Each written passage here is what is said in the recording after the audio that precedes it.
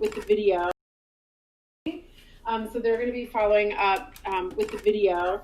So I know everyone is just, the compressed class catches up with everyone, and I think it maybe sort of hit for everyone this week as it intersects with your life. But definitely try to hunker down tonight. I would describe the last 3 weeks, I think we did a lot of hard material and we moved very fast. Tonight we'll move slower, but we're doing material that is the single greatest point value content on the exam. So all the con law concepts all come down to a question that's worth 20% of your exam that ends up being like 60 points or something out of, I can't remember, 20% of your exam.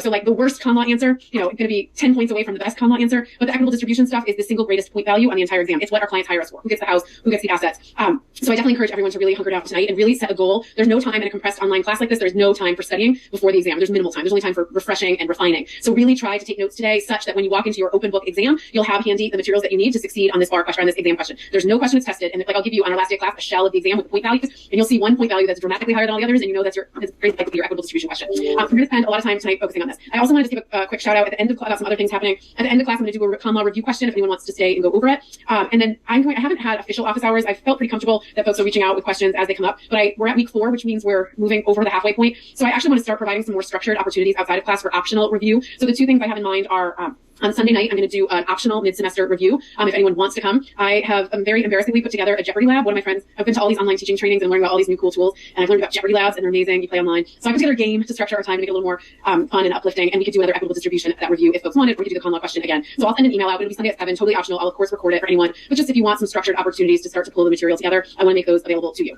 But with tonight's class, we shift dramatically. So weeks 1 through 3, we were sitting in that policy-based question on the exam. Now we're also sitting for bar purposes at the intersection between con law and family law. Now we're shifting to 80% of our exam content, and this is the bread and butter of what your family law lawyering practice would look like, and this is the content that's much more likely to be tested on the bar exam as pure family law content. So our goal today is ambitious, but my goal for you is to leave our time together exam ready, and what I mean by that would be ready to do, particularly on my exam rubric. I look for 3 things when I grade the exam. I look for issue spotting, which is usually pretty easy to do in family law because I give you sub-questions, so I ask you about property distribution and then separately ask you about child support. It's not the kitchen sink style like my torts exams or like some of your first year exams. It's more chopped up for you, so it's really hard when the question is advise the clients on child support. Most folks don't miss issues. Analysis, that's how you reason through from beginning to end, and we'll talk about a few components of that tonight. That's something we always can all do better on our analytic skills, but usually folks do pretty well on that. But the part that I think makes my exams unique are that I test explicitly on client counseling. So I want you to write the exam by explaining to your client what the law is, how it works, and more real world nuances than you might. We don't want to be flat lawyers writing from a book. We want to be speaking to real humans who are unable to sleep at night because they're so worried about whether they can keep a relationship with their kids in a divorce.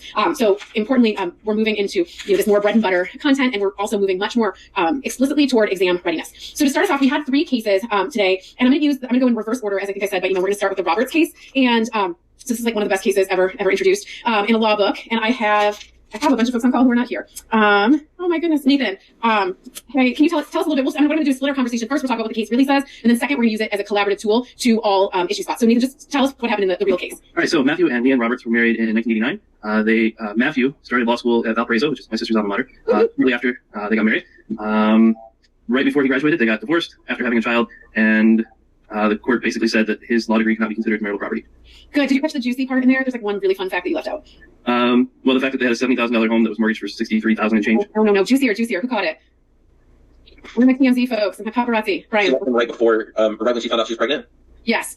We can all sort of read a lot into that, and it's very important context. All 3 of these cases might have provoked a little anger or a reaction out of you. While we're talking about money, they were a little juicier than you might have anticipated. And I think it's an important theme of all 3 of our cases that we're largely working in a no-fault divorce world. And all 3 of the cases that we read for tonight, nonetheless, we're implicitly dropping facts having to do with fault. And it's super important. You're storytelling, you're talking to a court, and courts have discretion in how to handle the distribution of the marital property bucket. And the court here is unequivocally insinuating that she's pregnant with someone outside the marriage, that she reveals the pregnancy and then they get divorced. That's a bit unusual, and that's where the court is suggesting that there's some fault here, even though it's not relevant. And it's very passively written, and it has to be passively written. And I want to mention that because when we start thinking about client counseling for equitable distribution, our equitable distribution statute explicitly says that the property has to be divided without regard to marital fault. But the court nonetheless drops this little nuance that's worth noting, because as we think about what it's like to actually lawyer these cases and how we persuade a court to give a greater pour of the marital bucket to our client over the other client, there is no question that issues of fault are still simmering in the courtroom, even in a no-fault world.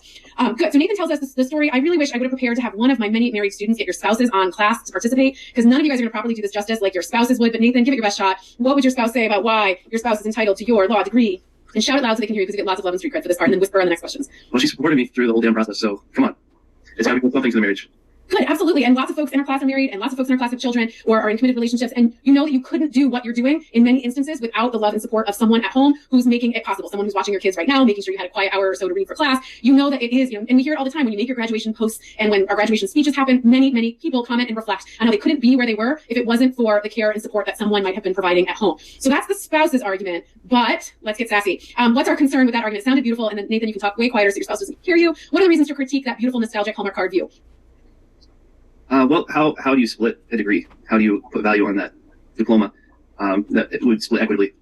It's almost impossible to divide legal knowledge like that so that it could go into two buckets. Good. Someone get sassier. That sounds real nice. Who wants to get angry for us? Get your class participation points in real easily. Elizabeth just walked out of class, so she's angry. Anybody else? Ethan, you were voicing this earlier. The fact that I just think it's ridiculous that she even, like, the gall of this woman to say that this is, like, that's her law degree. Like, get out of here. Especially because she was not doing the Hallmark card version of, I couldn't have done this value. She was frolicking around with a side piece, right? Yeah, she had a side piece, and she's like, oh, by the way, that law degree that you cried and had mental anguish over for 3 years, yeah, I'm going to need a part of that.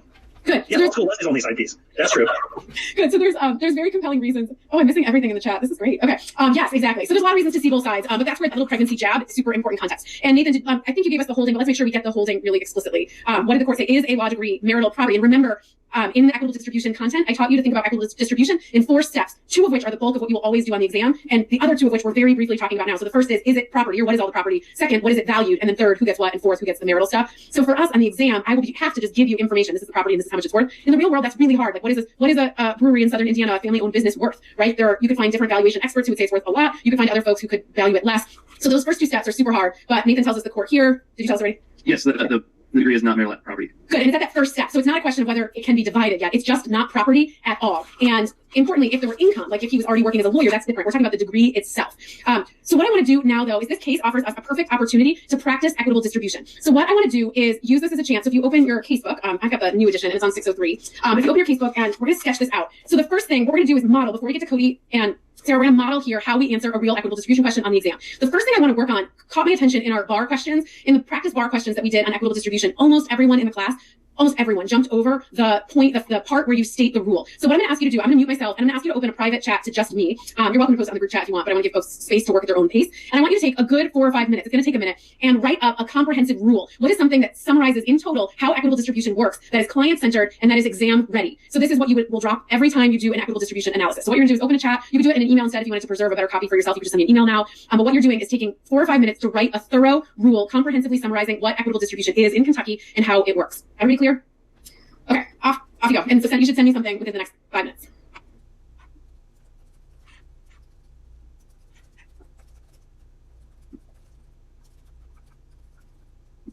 I'm going to pop the statute up here just to take my video off and to give you some direction as well. But you should not be just pasting the statute, you should be explaining it in a client-centered way. Everybody individually if I can. If you haven't finished writing, or if I haven't replied yet, we're going to do some more group work. So if I don't get back to you before then, and I send your definition or your write-up to me, paste it in an email to me, and I want to make sure I give you each individualized feedback. A couple things I want to emphasize. So I have the statute highlighted here. One of the big things I want to emphasize, and I really don't truly know how or why this is the case, but this is really step 1, or I should say step 3. So step 1 is identifying property. Only rarely will you on the exam see real issues of what is property, but you can imagine all sorts of questions like intellectual property. Is it, art or copyrights or, an interest in season tickets or things like that, that you can have an interesting question whether or not something is property. But I won't test you on any issues other than the 3 that we're studying tonight, which are pensions, law degrees, or really 2 pensions and law degrees, unvested pensions and law degrees. But really, the first question is it property? Second question is, what is it valued? I will hand that to you on the exam. In the real world, that's incredibly complex, and it might be costly to figure out what is a season ticket worth to the Chicago Cubs. In some years, very little. In the year they happened to win the World Series, a very high-profile divorce brought it into the national news headlines, that exact question. And then the third question, but the first one really captured on the statute, is the separation of property. So if it's separate property, all property is marital unless it is separate. And that sits here. And then once we ascertain what the marital bucket is, we go here second. But the statute notably moves in the opposite order that it's presented, because the property that you're distributing here is the marital property. But you don't know it's marital property until you extract out all of the separate property. Everything is marital property except that which is not. So I encourage you to think about the statute this way. Second, some of the early drafts that I read of the rule statement from many folks were really just putting the statute in the notes or some version of that. But remember, for exam purposes, we're speaking to clients. So we want to be a little bit more accessible than that. It's perfectly fine to paste all of the exceptions so long as you're like a tour guide walking your client through each of those steps along the way to help them understand, first we're going to do this, second we're going to do that. Next, in your rule statement, and remember it's open book, so you can have these things prepared. You shouldn't be thinking on the final exam as to what the equitable distribution rule is. You know it's going to be a question. Instead, you should be applying that rule to the facts that I give you in a client-centered way. So make sure you narrate and navigate your reader through it. and make sure you've got a robust rule ready to drop on the final.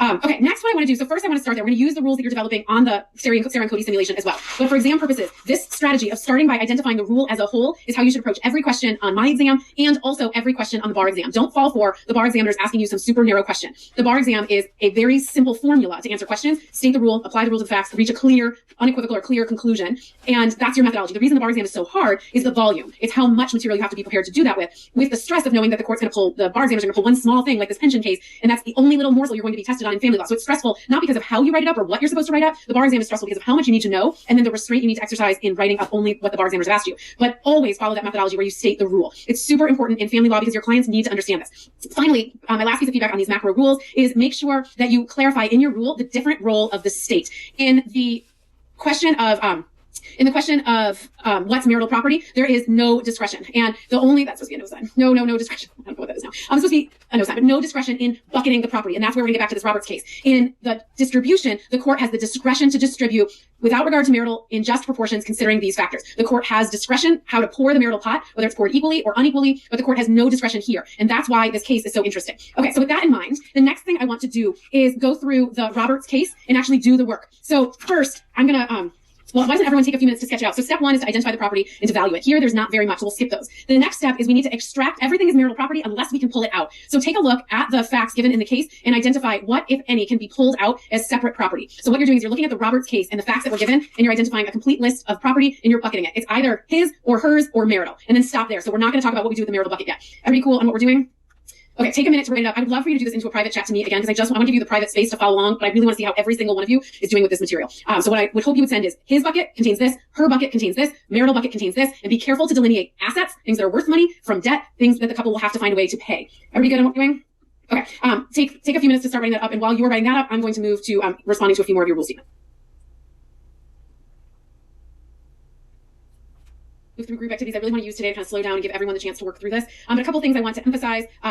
Everyone's doing a really great job with the distribution. Remember that the law degree is not property at all. And that was our step one. Then if there is property, value it. And then step three, you would classify it as separate or marital. So you would not put his law degree anywhere, because what the court is telling you is that his law degree is not property. Second, the best thing I can give to you this week as a preparation for next week when you'll study online the child support material is everything that has to do with the income, like the salary of individuals, is going to be relevant to child support only. So income is not property. It's something that you may get in the future. Your bank account is property. So when your income comes in and sits in an account, that's property. Anytime I tell you what someone makes or earns on an annual basis, that or a monthly basis, that's going to be income for the purposes of child support. So here, the facts about what their relative salaries were would stay out. So in the end, he gets, but the key thing that I want to emphasize, and everybody listen carefully because there are a few folks I haven't replied to yet who have it wrong.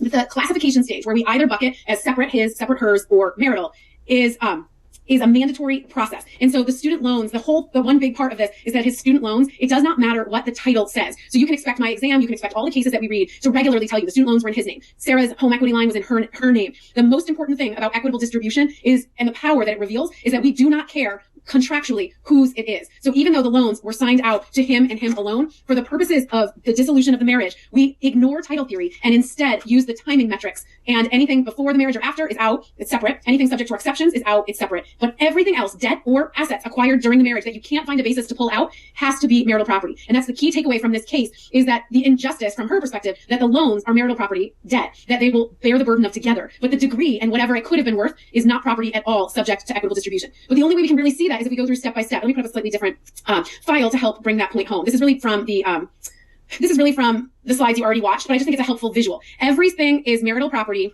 Whoops. Everything is marital property. Oh gosh. All right. Everything's marital property unless it falls on the outliers of those timings. So it was before the marriage or after the separation, or underneath in one of those exceptions. Let me get off the slide. There we go. Okay. So we can look at it clean again. So everything's marital property unless it falls outside because of timing or because of one of the statutory exceptions. So the challenging part of those loans is they don't fall into any of those categories. So in the end, in their separate property buckets sit their respective 401ks and personal IRAs because they had them before. But in the marital bucket sits the marital home and its debt, and we need to be careful to delineate those two, and the student loans. So big picture, they do not have a lot of marital assets. So then the next thing we need to do, let me put my image back up. The next thing we need to do after we've done that is, so the first phase is this separating out his bucket, her bucket, or spouse one's bucket, spouse two bucket, and then the marital bucket. And the term equitable distribution has to do with the way in which we decide how to pour that marital bucket. And that's where those factors come into play. So that's what we're going to do next. And that's where he's about to get saddled with more. But the key thing we have to understand is the loans have to go into the marital property bucket because of this, the timing point. They were acquired right here during the marriage. So they are marital property no matter what the deed or the official signing documents say. And now that they're in the marital bucket, now the court has the discretion to decide how to delineate it. So the next thing I want to do, and the last thing before we move to our other cases, but I hope you're finding this helpful, the last thing I want you to do is I'm going to divide you in half. First half of the alphabet, A through L. I want you to write a persuasive argument for why Sarah should get a greater pour of the marital bucket. Last part, second half of the alphabet, M through Z, I want you to write an argument as to why Cody should get a greater pour of the marital bucket. And for this one, I do want you to post in the group one and just start posting them as they come to you. So you see you've got these 4 factors here that you can work with. And I want you to really focus. Remember, I grade the exam on issue spotting analysis and client counseling. Practice your analysis here. Matthew should get a greater pour because when we look at contribution, what? So tie what outcome should occur to the statute and to the facts. So everyone should, within the next 3 or 4 minutes, be posting something now in the group chat that is a persuasive statement trying to persuade the court why, in its discretion, your client, Leanne or Matthew, should get a greater pour of the marital bucket. Off you go.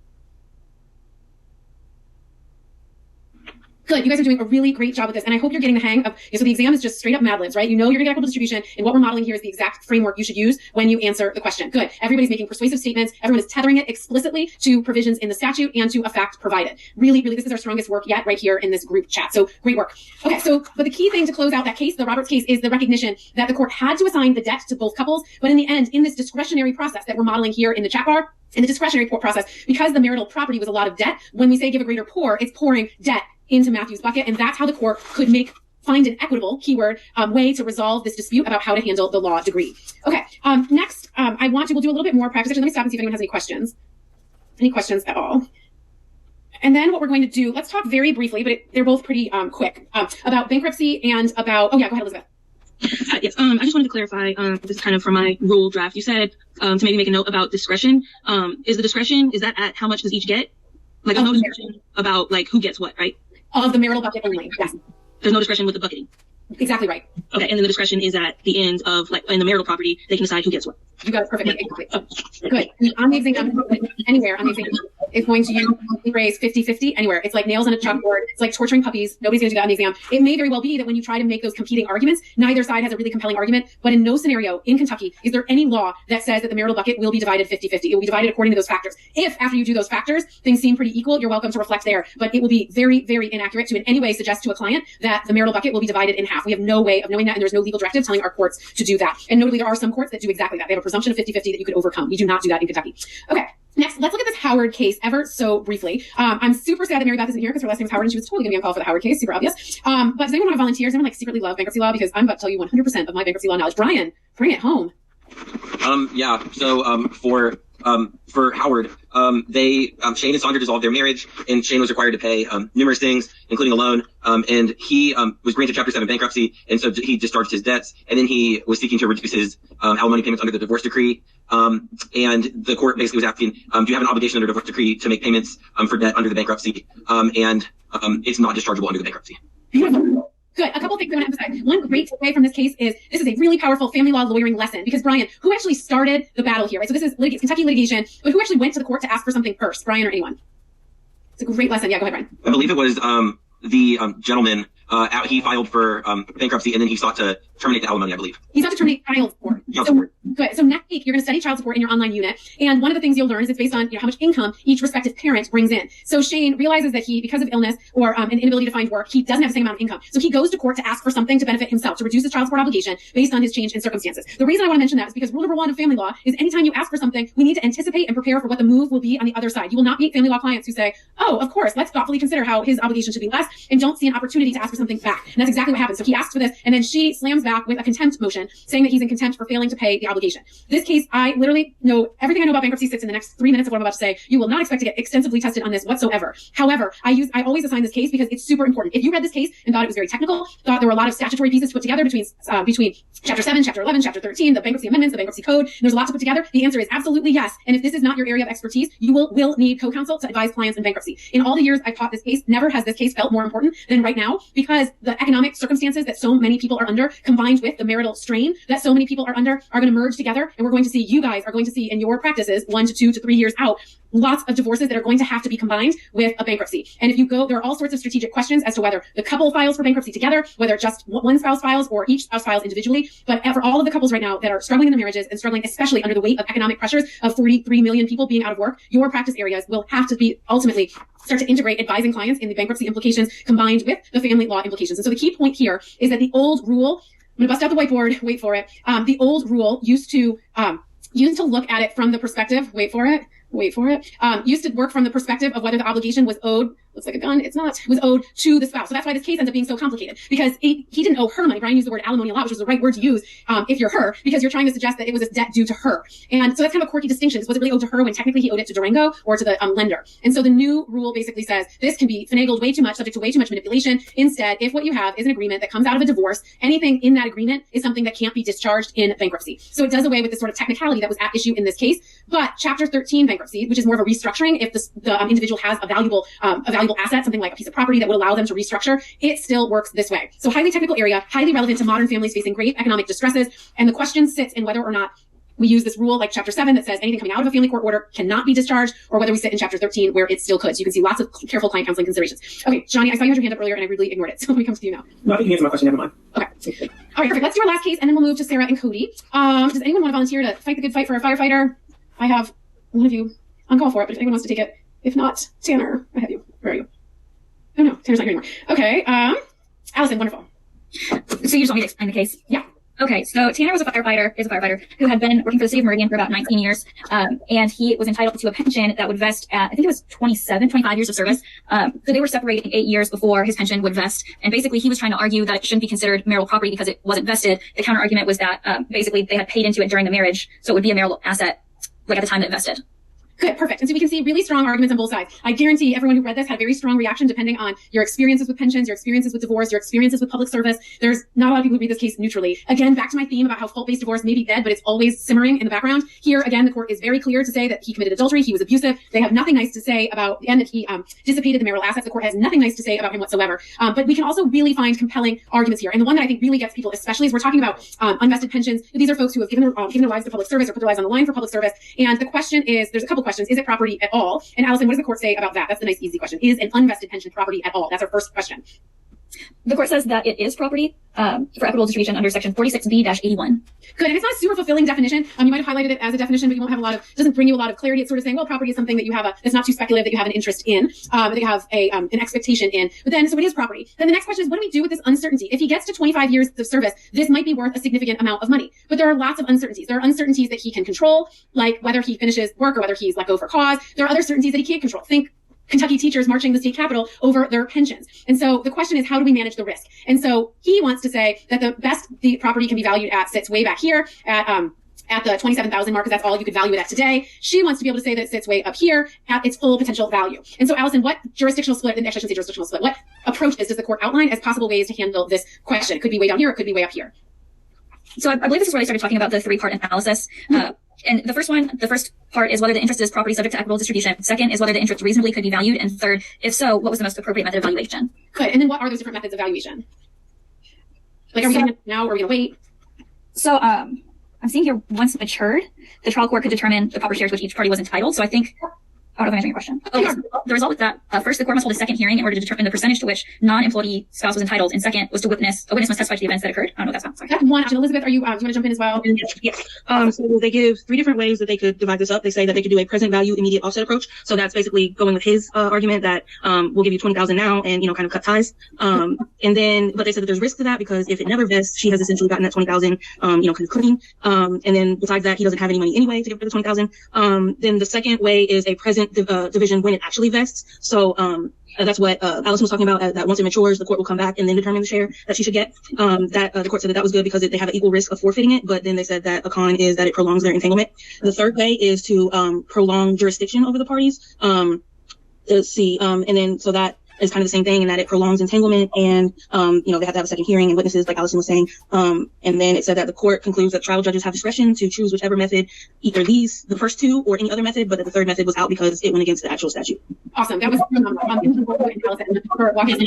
unlike bankruptcy case, you can't expect to get tested on this concept. It has huge implications in Kentucky. And as we think particularly about public pensions and we watch all this money flow out of state coffers to deal with COVID, somehow we have to pay this money back. And we already had a pension crisis. So this is a super important topic. It's very timely. And the answer, as Elizabeth and Allison explained, is any one of these two. This is one, we could either divide it up now. We could sort of fight out the valuation fight and divide it up now, or we could put a percentage on it now, but not actually divide it up until we know how much it's worth. So that second option, this one manages the risk equally. So if it's worth 50,000, then so the court would say you get 50% of whatever the distribution is. So if it's worth 50,000 or 500,000, both parties bear the risk equally. This one carries a little bit more uncertainty because we might get it very wrong, but it only works if there's money to be paid now. So it's not a jurisdiction split like Kentucky does it one way and Indiana does it another way. It is a pragmatic split. If there is property to be offset, then you might say, okay, well, she gets to keep the house in foregoing her right to this distribution.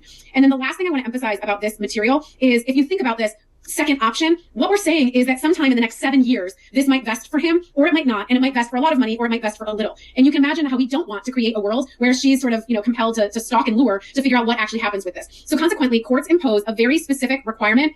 It's called a qualified domestic relations order. If any of you have ever worked in HR, you very likely might have dealt with these before, but you can't just privately agree to this, where you can't just say, hey, girl, I'll give you 25% of it and we'll be done with it and we sign a settlement and it's over. You can't do that because what you have to do here is invoke a pension administration that's going to cut a check down the road. And so we have to explain to the pension administrator in a court order that that's exactly what you're supposed to do. So this is just a random example from Washington State. But you can see here that you have to tell the administrator in a court order what percentage of the distribution is going to be paid out and to whom. So it requires a very specific process known as quadros, but you would need a court order. Okay, questions on that material before we talk Sarah and Cody? Yeah, Elizabeth? Sorry, I didn't get that last point. You were, do you mind explaining that again? The quadro point? Yes. Yeah, so we can't just, we're about to take a $500,000 payout that's coming from like the firefighter pension benefit management company. And so we're not going to just take her word. She can't just walk in and say, hey, I get 25 or 50% of whatever that payout is. It has to come from a court order for good reason, because it's the pension benefit administrator who has to, when it's paid out, make the 50% payment to her, directly to her. So you need a qualified domestic relations order, which is a specific order from a family court that is delivered or served to the pension administrator, clarifying that whenever this is paid out, for whatever it's paid out, she gets 50% or whatever the percentage allocation is. It's a present division and a future distribution. So we need a court order clarifying that to avoid fraud and clarity. So you're saying like during the proceedings, that's when the order would be made, or? Yeah, exactly. So even if Mrs. and Mr. Bender negotiated this on their own privately, when they enter the settlement agreement, their private contract for how the property is going to be divided up, they would still need the court to separately issue an order on just this one point. It's clean, it's easy, it's predictable, and then just that one order on the pension administration will be delivered to the pension administrator. Great. Okay, that's what I was confused. Okay. Yeah, great question. It has to be a court order. Okay. Great. With our last time together, what we're going to do is talk about Cody. I was initially going to have us in groups, but I think it would be better if we stay together. We'll do groups for real next time, but I want to use our time super efficiently. So we already wrote, so we're going to model again exam perfection. What would it take to write a really strong answer to the equitable distribution question you're going to get? Step 1, you would lead with your macro rule. We already did that. Step 2, we do the bucketing, where we assume everything is marital property unless we can extract out property as separate property. So what I'm going to do is give you guys about 5 minutes, maybe 7 minutes, to get your notes handy on Sarah and Cody and start to bucket what property is Sarah's and what property is Cody's. It's helpful if you just sort of make a list first and start to extract it. Actually, let's just talk it out. Let's just talk it out together. So make sure you have up your memos. This is a great chance to see how user-friendly your own memo was. So pull up your memo and let's just get some volunteers. And our first question is, what property is separate property and why? Every time we're practicing our analytic skills as well, we need to always explain why the statute tells us it is what it is. Let me put the statute back up. Okay, so get your bearings, get your documents. I know it's a lot to learn online to get all the things you need. So get the things you need, and then let me see some hands fly up. Ready to bucket a piece of separate property and pin it to one of the spouses. Dimitri, let's hear from you first. So I don't have my memo up, but I'm getting it up. But I remember Sarah had over $300,000 of money in the account that was just gifts from her parents. Good, beautiful. So all the money in her, are you talking about the savings account that she had when she got married? How much did you say? I think she had $300,000, and she said she only had like $3,000 at the beginning of the marriage, but it was all gifts from her parents. Good. So let's start with, let's take it piece by piece. You're exactly right. And what we want to do is we want to practice exactly how we're going to write this on the exam. So I'm going to use just the $3,500 that you gave us. And so you're telling us that she had $3,500 at the beginning of her marriage. So what provision of the statute tells us that that is separate property? Would that be Section 3, all property acquired by either spouse after marriage and before? Oh, never mind. So it's the one, maybe it's Section 1 where it says, talks about marital property and anything that was before. Or maybe it's Section 2. I think it's yeah, exactly. We're going to use this a ton right here, that all property acquired subsequent to the marriage except. So that's implicitly saying that if you came before the marriage, it is separate property. So that's the timing exception. Perfect. So that takes care. She has $3,500 separate. Ethan, what do you go next? Yeah, She also, they had a prenuptial agreement that she could keep all of her family stock. Beautiful. So let's try to say that as a perfect A answer. Do you want to try to pull that all together, connect it to the statute, and give it a conclusion? Yeah, it would be under section 2, subsection D, I believe, because it's probably excluded by a valid agreement of the prenuptial agreement that they signed before they got married. And what else you want from me? No, that's the A answer. The A answer says, under this statutory provision, this legal conclusion, because of these facts. It's like a mathematic formula. Under this statutory provision, this legal conclusion, because of these legal facts. So here, because it's a valid agreement of the parties, here they signed a prenup setting aside whatever the stock value is, whether it's $200,000 or $2.5 million. It is Sarah's separate property unequivocally. Beautiful. Great. Juanita, why don't you go next?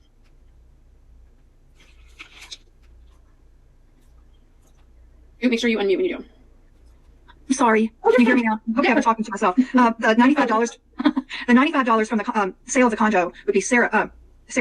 The interest, though, would be marital property because Cody worked to make that grow. Beautiful. And so the time we would want to use is really this plus the timing provision that the $95,000 was hers before because the bungalow was her premarital property, and any property acquired for that you had before can retain its separate property. Did I say that right? Yeah, it's separate property status, so we can trace it out. And so here we're going to trace out the $95,000, but Juanita tells us that the $100,000 is going to be marital property because it resulted from efforts of the marriage. Beautiful. Good. Michael, let's hear your contribution. Under 1A, it's likely a court will hold that the house, which is worth about, $205,000 according to Sarah, will be marital property, and they still owe about $83,000 of that loan, and that's all going to be marital property.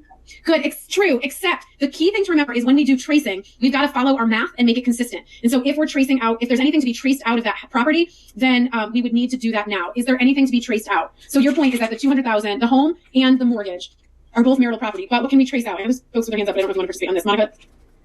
Yes, the $30,000 could be traced out to Cody because it was under the exception to 2A, or yeah, that was a gift from his grandma.